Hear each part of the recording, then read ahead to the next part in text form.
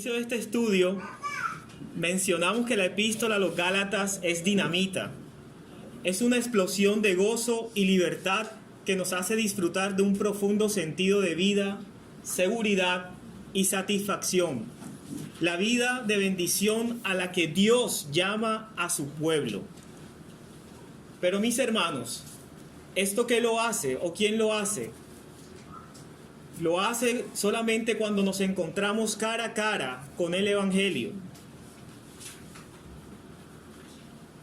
Y con esto en mente podemos retomar la historia y mencionar algunos apartes muy importantes de lo que hemos venido estudiando a lo largo de todas estas enseñanzas.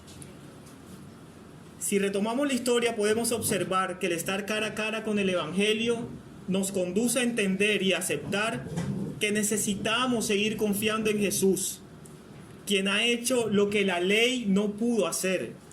Él ha tomado nuestra maldición y nos ha dado la bendición de Dios. Estar cara a cara con el Evangelio nos permite conocer que estamos revestidos de Jesús y somos hijos de Dios, que somos libres para disfrutar del Espíritu de Dios y de su herencia. Estar cara a cara con el Evangelio también nos permite aceptar y descansar en nuestra posición de hijos. Podemos ahora vivir libremente.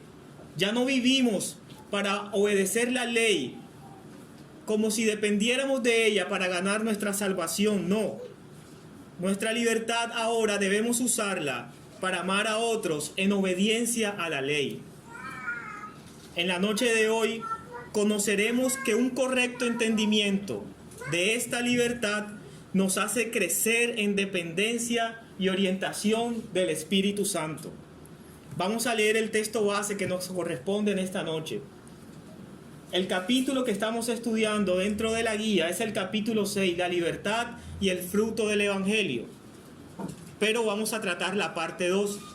En la primera parte tratamos la libertad del Evangelio. En esta segunda parte estaremos hablando el fruto del Evangelio. Si hay personas en esta noche que no tienen la guía, no se preocupen. En la presentación vamos a poder seguir o hacer seguimiento a cada una de las preguntas que intentaremos responder. Ahora los invito a que me acompañen a Gálatas capítulo 5, versículos del 16 al 25. Gálatas capítulo 5, versículos del 16 al 25.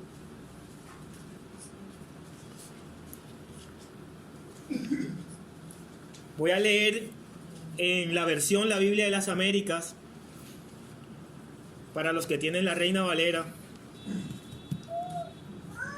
Dice la palabra de Dios de la siguiente manera: digo pues, andad por el Espíritu y no cumpliréis el deseo de la carne.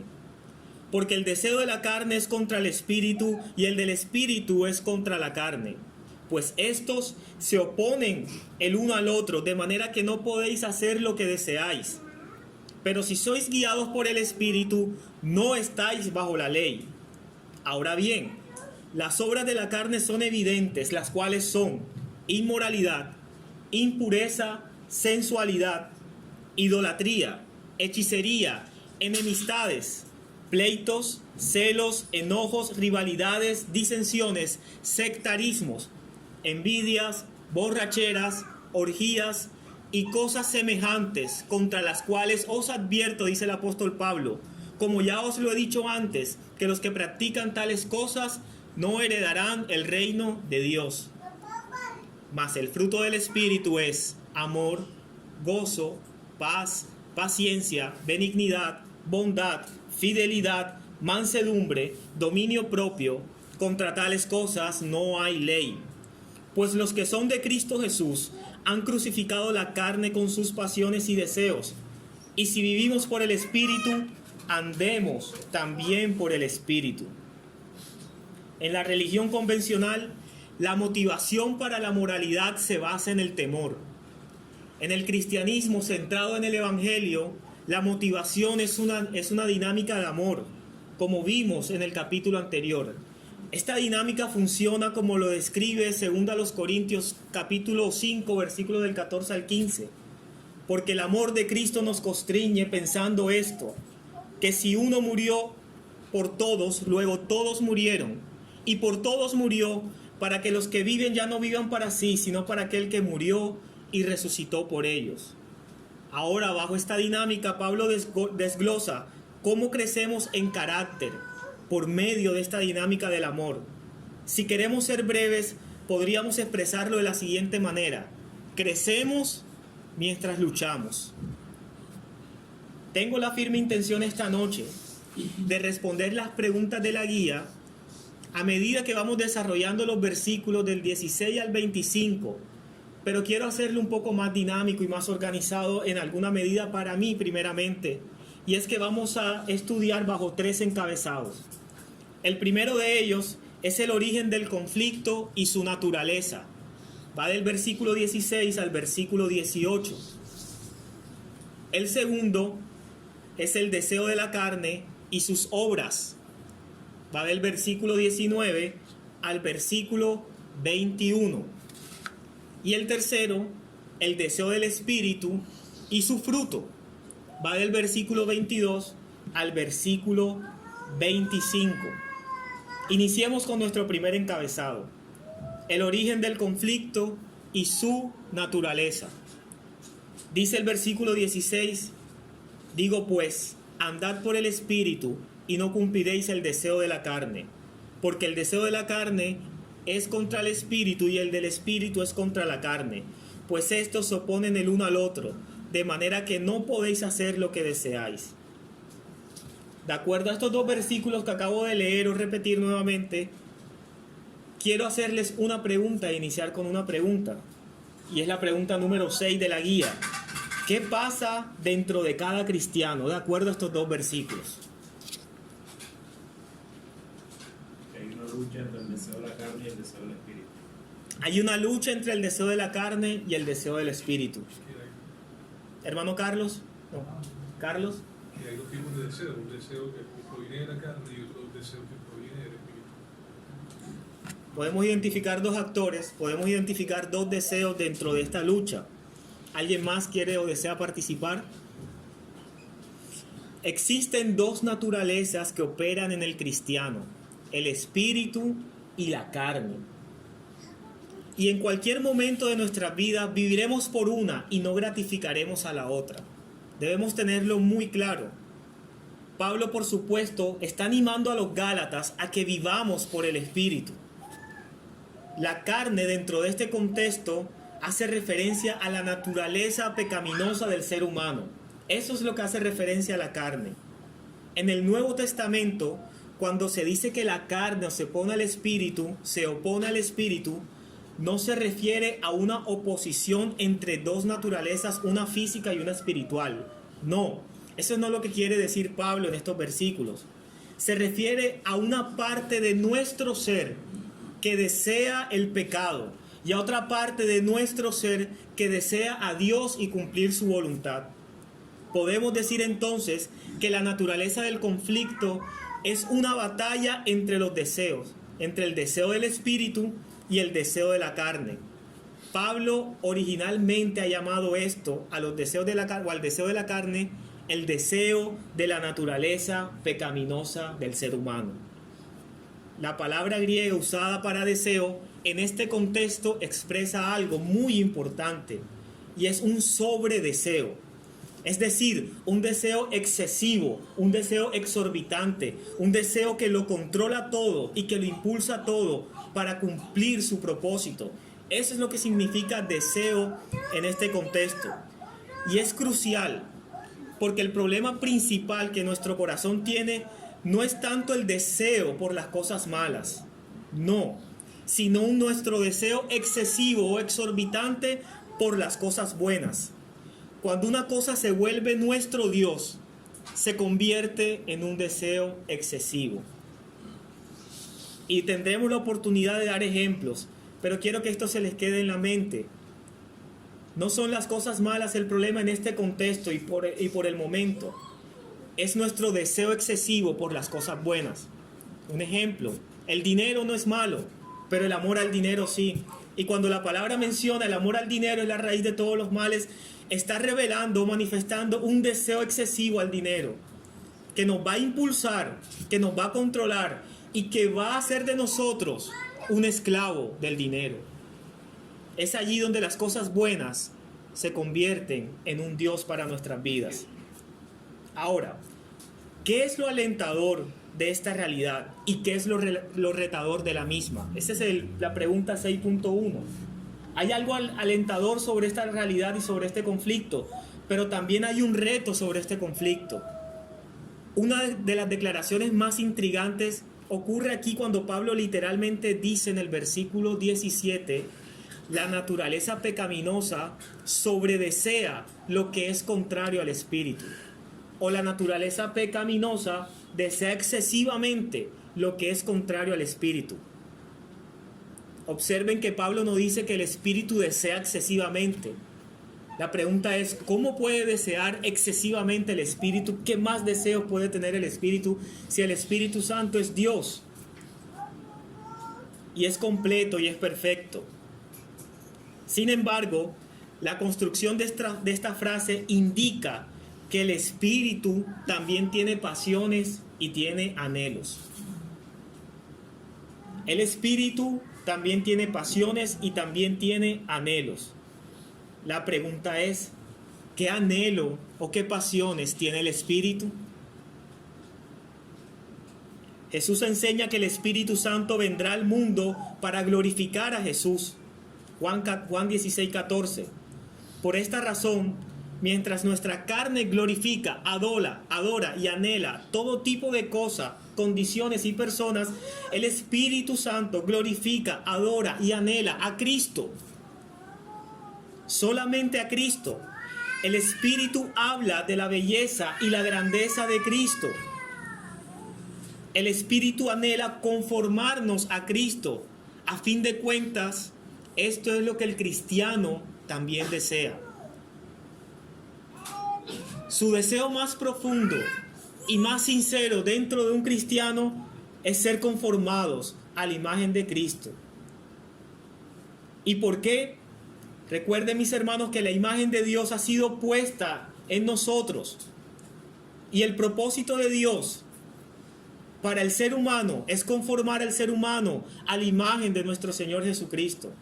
Desde Génesis o desde antes de la fundación del mundo hasta nuestros días, ese ha sido el propósito de Dios para la humanidad. Esta declaración nos llena de esperanza y de confirmación. Incluso cuando estamos cayendo en pecado, podemos decir como Pablo: lo que quiero no lo hago, sino termino haciendo lo que no deseo. Eso es lo que hago.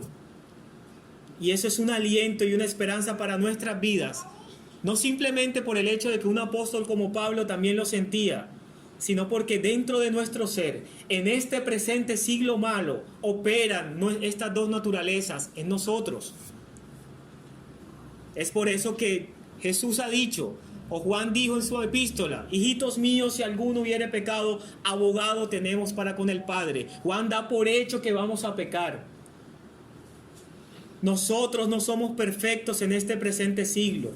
Llegará un momento en donde veremos cara a cara a Dios y seremos semejantes a Él en su plenitud.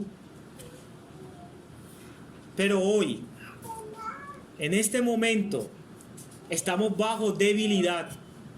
Recuerden que fuimos salvos de la pena del pecado. Cristo nos redimió en la cruz del Calvario de la pena del pecado. Estamos siendo salvados a través del Espíritu Santo del poder del pecado.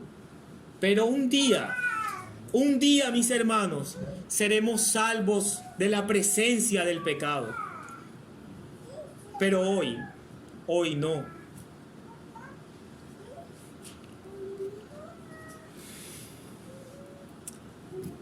La naturaleza pecaminosa o la carne es aquello que dentro de nosotros quiere que seamos nuestro propio Salvador y Señor.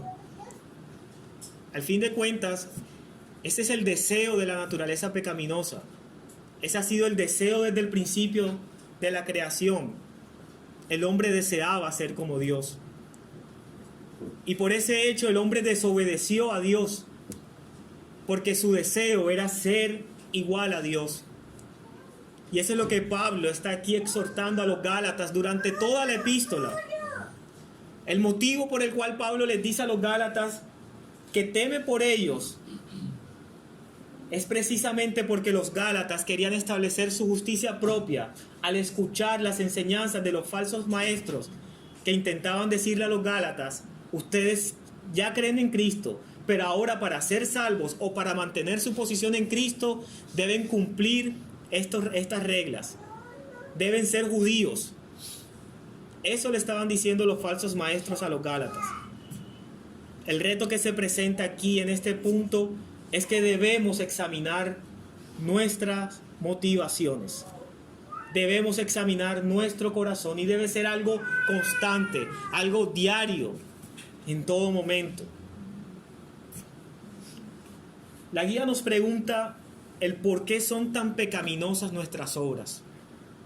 El motivo de nuestra desobediencia siempre es una falta de confianza en la gracia y en la bondad de Dios. Siempre será una falta de confianza en la gracia y en la bondad de Dios. El verdadero problema radica en la motivación que nos conduce a obrar conforme a la carne. Las obras en sí mismas no son la raíz del problema, sino los deseos que nos impulsan a practicar estas obras. Esa es la raíz del problema. La carne tiene deseos. Vamos a ver cómo estos deseos impulsan al ser humano a obrar conforme a la carne. El segundo punto es el deseo de la carne y sus obras. ¿Quién me puede ayudar leyendo los versículos del 19 al 21 en una versión que no sea la Biblia de las Américas? Y manifiestas son las obras de la carne, que son adulterio, fornicación, inmundicia, lascivia, idolatría, hechicerías, enemistades, pleitos, celos, iras, contiendas, disensiones, herejías, envidias, homicidios, borracheras, orgías y cosas semejantes a estas, acerca de los cuales os amonesto, como ya os lo he dicho antes, que los que practican tales cosas no heredarán el reino de Dios. Los versículos 19 al 21 enumeran las obras de la naturaleza pecaminosa. Observen que no todas son acciones. Si leemos detenidamente, no todas estas obras que mencionan los versículos son acciones. Las actitudes que son mencionadas en estos versículos son igualmente deseos excesivos. En el versículo 19 hay 3 palabras acerca de las obras de la carne en el área sexual: inmoralidad, impureza y sensualidad. La inmoralidad es tener relaciones fuera del matrimonio, lo que llamamos fornicación o adulterio. La impureza son prácticas y relaciones sexuales contra naturaleza. Y la sensualidad es una sexualidad desenfrenada. En el versículo 20 vemos ahora 2 palabras que tienen que ver con el área de la religión: idolatría y brujería. Ya aquí la idolatría se iguala con la brujería. Entonces esta idolatría o esta palabra aquí no se está refiriendo a la práctica amplia de convertir las cosas buenas en cosas malas. No, Pablo se está refiriendo a prácticas religiosas paganas y ocultas cuando menciona idolatría. Entonces la idolatría en este contexto es proveer un sustituto inadecuado para Dios. Y la brujería es fingir la obra del Espíritu. Esto es lo que llamamos, o podemos llamarlo, una secta. Versículos 20 y 21 utiliza 8 palabras que describen cómo la carne destruye relaciones. Las 4 primeras destruyen relaciones, son actitudes que destruyen relaciones, y las 4 últimas son el resultado de estas actitudes iniciales. Rivalidades, envidia, celos y odio destruyen relaciones. Y como consecuencia existe discordia, ira, disensiones y sectarismos. Esto lo podemos ver en el versículo 20 y 21. Y por último vemos 2 palabras que se refieren al abuso de sustancias: borracheras y orgías. Aquí las orgías no tienen que ver con la sexualidad. Aquí está hablando de orgías de grupos de personas que se amontonan para tomar, para consumir licor o sustancias. Pablo se está refiriendo a prácticas habituales. Escuchen bien, estas prácticas a las que Pablo se refiere son prácticas habituales, es decir, son estilos de vida de un ser humano. Él no se refiere a faltas esporádicas que llevan al arrepentimiento. Alguien que continuamente consiente su naturaleza pecaminosa sin luchar en contra de ella, demuestra que el Hijo de Dios no lo ha redimido. Alguien que continuamente consiente su naturaleza pecaminosa, quiere decir que el Espíritu Santo no lo ha renovado ni lo está perfeccionando. Pablo no busca aquí socavar la libertad. Esto no es una lista de cosas que no tienes que hacer simplemente. Y con esto no digo que lo puedes hacer, no. El punto de Pablo aquí no es socavar la libertad, sino eliminar la complacencia. Y lo vimos en el capítulo anterior. Tenemos libertad porque ya no dependemos de la ley para ser salvos. Pero ojo, con esa libertad, cuidado con ella, que no se vuelva disensión, que no se vuelva libertinaje en nosotros. No tenemos licencia para pecar. A pesar que nuestra salvación depende absolutamente de Dios y que por lo cual debemos estar seguros que nuestra herencia está garantizada por el Espíritu Santo de Dios en nuestros corazones, eso no nos da licencia para pecar. No es así. Ahora, al enumerar y al agrupar estas obras de la carne, consideremos los versículos 19 al 21 y seleccionemos 2 o 3 obras de estas obras y piensa en cómo son consecuencias de un deseo excesivo. Vamos a considerar 2 o 3 de estas obras y vamos a pensar cómo estas son consecuencias de un deseo excesivo, es decir, cómo estas son el resultado de un deseo excesivo. Yo voy a colocar un ejemplo. Yo tengo, de acuerdo a la respuesta que les quiero dar como ejemplo, un deseo excesivo de poder. Este deseo excesivo de poder revela rivalidades, celos y contiendas. Tiene como consecuencia que vamos a tener rivalidades, celos y contiendas. Otro ejemplo, el deseo excesivo de placer personal es expresado en inmoralidad, impureza y sensualidad. De esta forma podemos responder la pregunta número 8. Busquemos cuál es el deseo excesivo que da como resultado alguna de estas obras que hemos mencionado en los versículos 19 al 21. Y recuerde, muy importante, dice cosas semejantes a estas. Cosas semejantes a estas. Si la lista de Pablo no alcanza, él añade cosas semejantes a estas. Quiero hacerles una pregunta. Y esta pregunta es para dejárselas de tarea y que sea respondida no a nosotros ni a mí, sino a Dios. ¿Con qué obras de los versículos 19 al 21 estamos luchando? Créame, todos estamos luchando con alguna de estas obras. No solo tratemos de cambiar el comportamiento o los sentimientos para dejar de hacer estas obras. Preguntémonos por qué estamos satisfaciendo nuestra naturaleza pecaminosa de esta manera. No debemos ser superficiales cuando mortificamos la carne, cuando mortificamos nuestra naturaleza pecaminosa. Debemos ir más allá y preguntarnos, ¿cuál es nuestro deseo excesivo que me está llevando a esto? Así como la carne tiene deseo, y este deseo se manifiesta en estas obras pecaminosas, de las cuales ya Pablo ha advertido a los Gálatas, el Espíritu también tiene deseo, y se evidencia en su fruto. Vamos a ver por último el deseo del Espíritu y su fruto. Mas el fruto del Espíritu, dice el versículo 22, es amor, gozo, paz, paciencia, benignidad, bondad, fidelidad, mansedumbre, dominio propio. Contra tales cosas no hay ley. Pues los que son de Cristo Jesús han crucificado la carne con sus pasiones y deseos. Si vivimos por el Espíritu, andemos también por el Espíritu. Ser guiados por el Espíritu es cambiar y ser cambiados para llegar a ser la persona que queremos ser.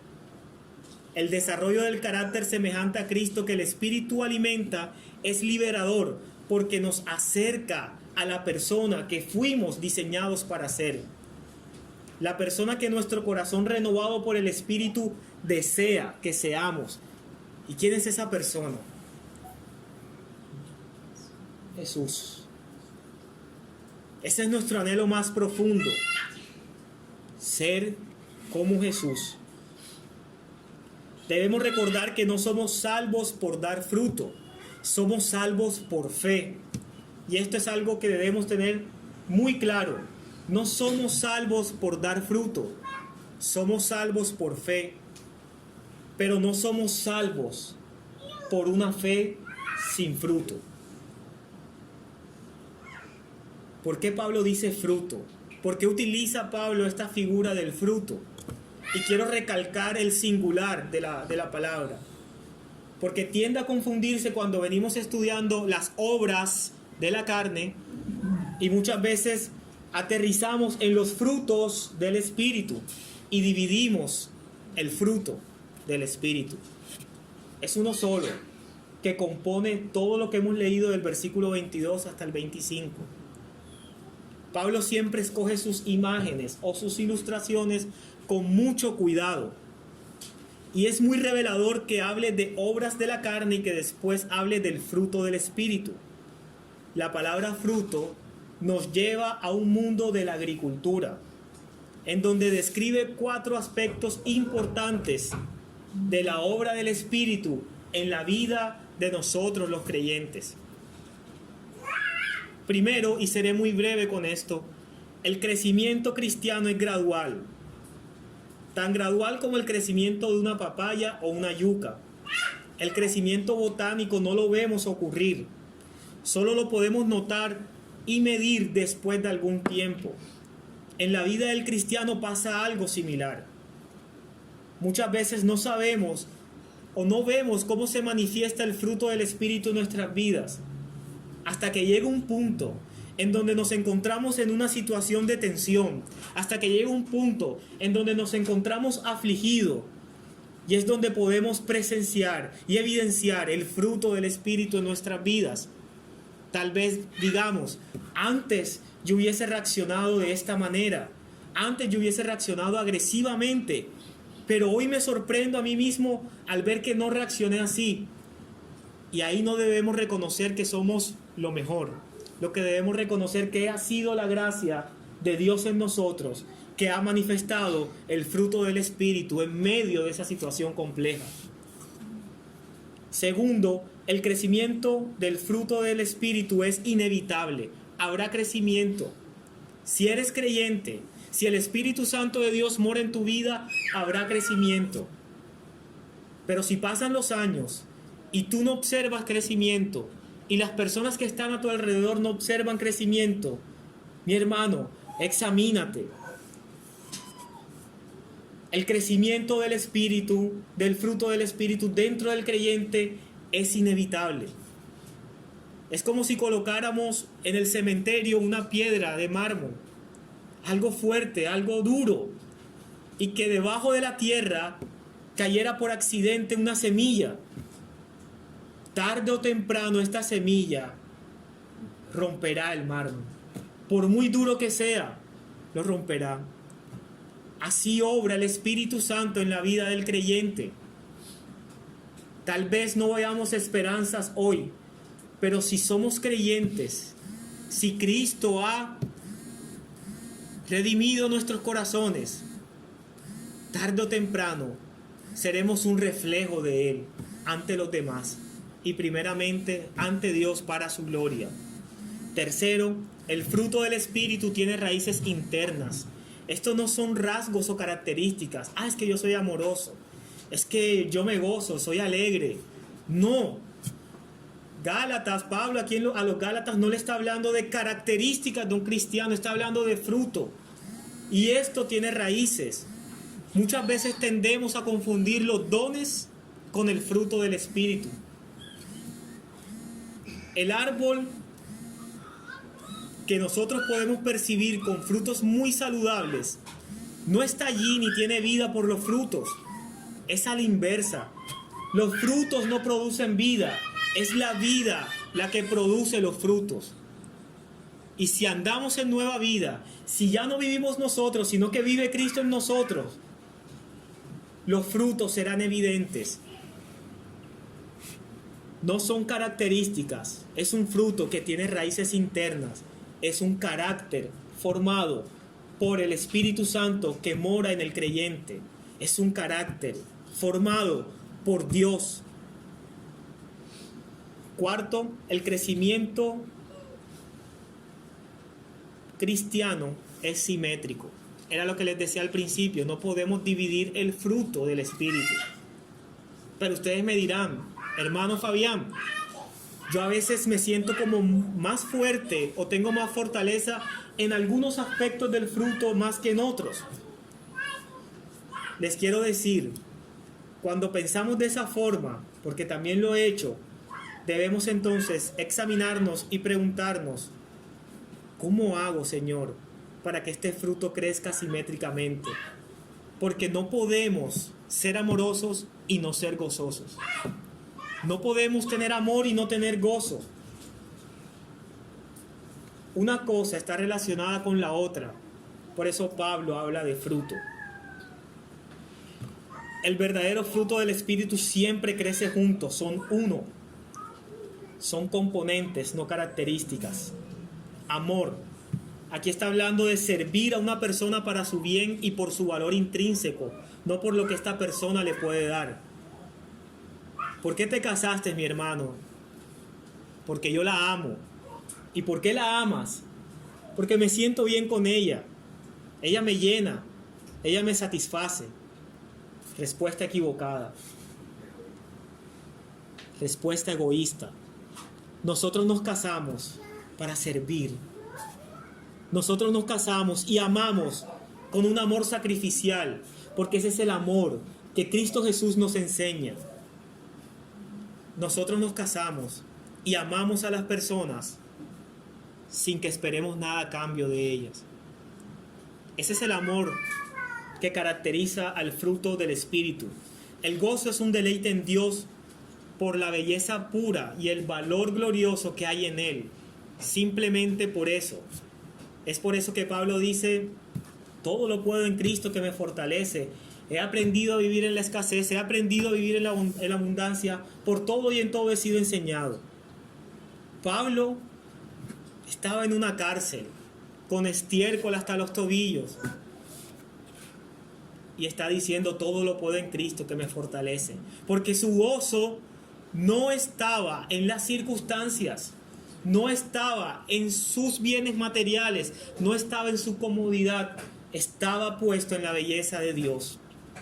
La paz es esa confianza y descanso en la sabiduría y control de Dios. La paciencia es la habilidad de enfrentar los problemas sin explotar. La amabilidad y la benignidad es servir a los demás en cosas prácticas. Mi hermano, tengo un problema. Listo, mi hermano, yo oraré por ti. ¿Y cómo le sirves de forma práctica al hermano? Si no tienes de comer, mi hermano, aquí tienes para el desayuno. Eso es algo práctico, eso es amabilidad, eso es benignidad. La bondad y la integridad es ser una misma persona en cada situación. Fidelidad, ser absolutamente confiable y fiel a tu palabra. Humildad y mansedumbre, no pensar más allá de sí mismo. Dominio propio y templanza, la habilidad de dedicarse a lo importante antes que a lo urgente. Y sería para mí un gran deseo del poder y un gran gozo el poder explicar cada uno de estos frutos y cómo lo aplicamos, pero por motivos de tiempo se los dejo de tarea. La pregunta número 9 dice, escoge un par de aspectos del fruto del Espíritu y cómo son estos productos de creer en el Evangelio y cómo son aspectos de servir hacia los demás. Voy a repetir, cómo son estos aspectos del fruto, productos de creer en el Evangelio, y cómo son aspectos de servir a los demás. Voy a dar un ejemplo y ustedes tendrán el suyo en su momento. Amor. El amor. Dios nos amó a cada uno cuando aún éramos débiles y pecadores. Un amor sacrificial, como lo he explicado. Hoy ese mismo amor ha sido derramado por el Espíritu en nuestros corazones para que éste sea manifestado hacia los demás. De esa forma percibimos el fruto a la luz del Evangelio. ¿Qué papel? Pregunta número 10. Y con esto finalizamos con estas dos últimas preguntas que hacen parte de las aplicaciones de la guía. ¿Qué papel jugamos en producir estas cualidades? ¿Qué papel juega el Espíritu? En los versículos 18, 22 y 25. Cuando producimos estas cualidades, hacemos evidente nuestra fe en Cristo, siendo receptores del poder del Espíritu quien nos guía. Versículo 18. A vivir y andar por Él. Versículo 25. Lo cual dará como resultado una manifestación genuina del fruto. Versículo 22. Cuando vemos con detalle el fruto del Espíritu y descubrimos que un componente no puede ir separado de ninguno de los otros, nos damos cuenta que estamos mucho más necesitados del crecimiento de ese fruto en nuestras vidas. Cuando dejamos de ver nuestros dones como una señal de que somos semejantes a Cristo y dejamos de ver nuestras fortalezas naturales como una señal de que somos semejantes a Cristo y nos retamos a estudiar la naturaleza, la unidad y las definiciones del Espíritu, brota en nosotros un sentimiento mucho más profundo de que nos hace falta en estas cosas. No son características, no son habilidades, no son dones. Es algo que no podemos producir por nosotros mismos. Es algo que produce el Espíritu Santo en nosotros. En nuestra cultura, ¿cuáles son las obras de la naturaleza pecaminosa más comunes y aceptables? Hoy en día todo lo referente a la sexualidad es aceptado, libremente aceptado. Tal vez aún ustedes aquí en la ciudad de Barranquilla ven un poco más de pudor, pero en otras ciudades no es así. Es algo que funciona de forma natural. Las borracheras son aceptadas a nivel social. Hoy podemos embriagarnos hasta el amanecer y es considerado una celebración y un gozo. Ahora, ¿qué aspectos del fruto del Espíritu son menos vistos en cada uno de nosotros? Yo he modificado la pregunta porque aquí decía: ¿qué aspectos del fruto del Espíritu son menos vistos y menos celebrados dentro de tu iglesia? Y con esto no quiero decir que la guía esté mal, simplemente que tengo la intención de que nos examinemos y de que apliquemos esta enseñanza, no al hermano que está al lado. Es que yo sí veo que el hermano es como cascarrabia. No, esto es para nosotros, para cada uno de nosotros. Para mí es la paz. Es un aspecto que tal vez me cuesta mucho y se los confieso. Muchas veces no descanso en el control soberano que Dios tiene sobre cada una de mis situaciones. Y esto me lleva a la siguiente respuesta. ¿Cómo se vería esto en acción? ¿Cómo este aspecto del fruto del Espíritu que no es visto en mí tan fácilmente, cómo esto se ve en acción en mi vida? Sin paz verdadera, mi vida manifiesta ansiedad y preocupación. Sin paz verdadera, tu vida manifiesta ansiedad y preocupación. Y vamos a estar ansiosos. A lo largo de esta enseñanza hemos visto tres aspectos importantes en los versículos del 16 al 25 del capítulo 5 de la epístola del apóstol Pablo a los Gálatas, las cuales son: primero, el origen del conflicto y su naturaleza. En ella respondimos las preguntas número 6 y número 7 de la guía. Segundo, el deseo de la carne y sus obras. En ella respondimos la pregunta número 8. Y por último, el deseo del Espíritu y su fruto. En ella respondimos las preguntas 9 y 10 de la guía. Vamos a darle gracias a Dios por esta noche y que Él sea sellando esta palabra en cada uno de nuestros corazones para que podamos ponerla por obra.